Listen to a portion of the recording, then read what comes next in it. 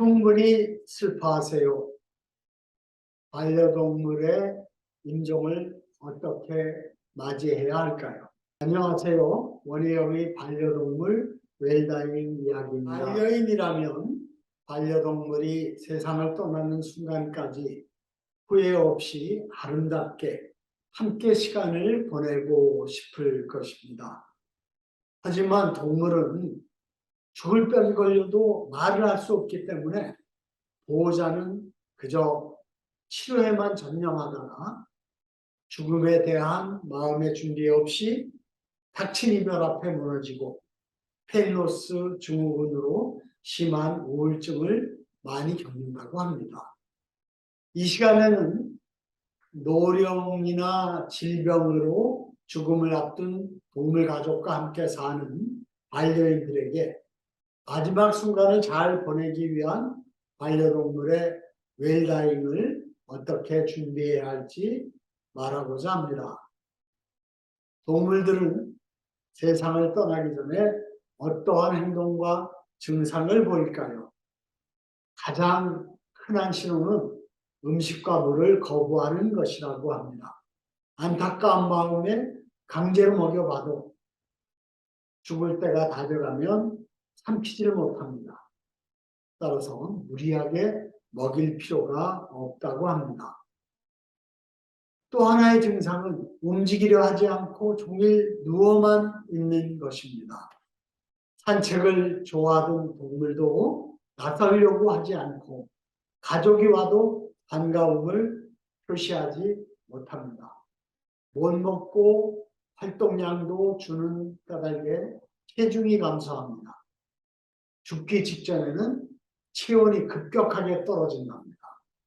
배와 다리를 만져서 차갑지 않게 담요를 깔아주고 보온을 잘 해줘서 춥지 않도록 해줘야 합니다. 또한 죽음을 앞둔 동물은 어두운 곳에 몸을 숨기려고 한답니다. 그럴 때는 컴컴하고 조용한 곳에 이불 같은 걸로 최대한 몸이 편안하게 감싸주는 것이 좋습니다. 임종이 다가오면 관략근이 풀려서 대소변을 가리지 못하므로 기저귀를 대주고 더러운 곳은 물티슈로 깨끗이 닦아주고 몸의 자세를 자주 바꿔주는 게 좋습니다. 죽음의 신호가 다가온다고 당황해서 소리쳐서는 안 됩니다. 그 대신 침착하게 조용한 목소리로 그동안 함께 해줘서 고마워, 사랑해, 이런 말들을 해주는 것이 이별 후에 닥칠 상실의 아픔을 줄여준다고 합니다. 사람과 마찬가지로 동물들도 병원보다는 집에서 사랑하는 가족의 품 안에서 죽기를 원합니다. 말기암 같은 걸로 극심한 통증을 느끼는 반려동물을 보호자가 병원에 입원시켜도 동물은 그러한 연명치료보다는 집에 돌아가길 원하기 때문에 혼신의 힘으로 잠깐 기력을 회복하기도 한답니다. 그렇게 집에 돌아와 며칠 회복하여 이별을 두려워하는 가족들을 안심시키고 돌연 사망하기도 하는데 개들에게서 특히 그런 경우가 많다고 하네요. 사람보다는 동물이 죽음 앞에 더 의연한 것 같습니다. 우리나라에서도 동물의 안락사는 가능합니다. 수많은 동물들이 여러 이유로 안락사로 삶을 마무리합니다. 다음의 경우는 반려동물에게 안락사를 할지 여부를 고민해야 할 경우입니다. 첫째, 스스로 호흡을 하지 못해 산소 공급을 해줘도 호흡하기가 힘들어질 때. 둘째, 중병 말기라 강력한 진통제를 썼는데도 통증이 가라앉지 않을 때. 셋째, 배변과 배뇨를 하지 못해서 강제로 시도해도 실패하거나 너무 힘들어하는 경우. 넷째, 식욕이 없어져 입에 넣어준 음식을 거의 삼키지 못하는 경우 등입니다. 이처럼 반려동물의 삶이 너무 낮아진다면 연명치료보다 안락사를 선택할 수 있습니다. 그 결정은 수의사의 의견을 참조해서 보호자가 해야 합니다. 하지만 안락사는 해도 후회, 안 해도 후회라고 합니다. 그만큼 안락사의 시점을 선택하기가 어렵기 때문입니다. 그러므로 안락사를 시키느냐 마느냐에 대해서 고민하는 것보다는 죽기 전에 조금이라도 좋은 추억을 쌓으려고 하는 것이 낫다고 권합니다.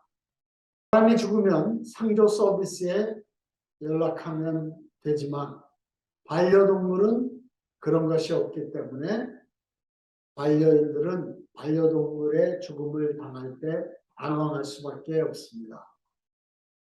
그래서 반려동물을 입양할 때부터 기본적인 사체의 기초수습 방법과 반려동물을 어떻게 장례 치러야 하는지에 대해서 미리 알아두는 것이 좋다고 합니다. 동물의 사망을 확인하려면 먼저 호흡을 확인해야 합니다.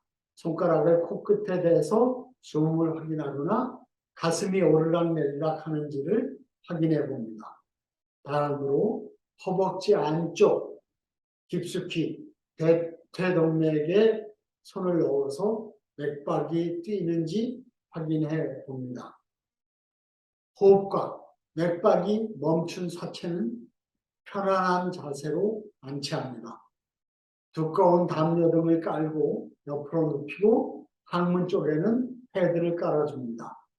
코와 입 항문에서 나온 분비물은 잘 닦아냅니다. 씻기려다 목과 경추가 꺾일 수가 있기 때문에 물티슈나 워터렉스 샴푸로 닦아주는 것이 좋습니다. 사체가 눈을 뜬 경우라면 사후경직이 오기 전에 엄지와 검지로 30초 정도 살짝 잡아 감겨주면 됩니다.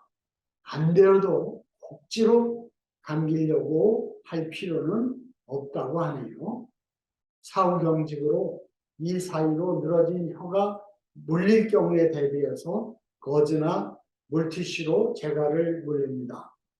부패를 염려하여 죽은 당일 사체를 화장하거나 땅에 내장하고 나서 나중에 후회하는 경우가 많습니다.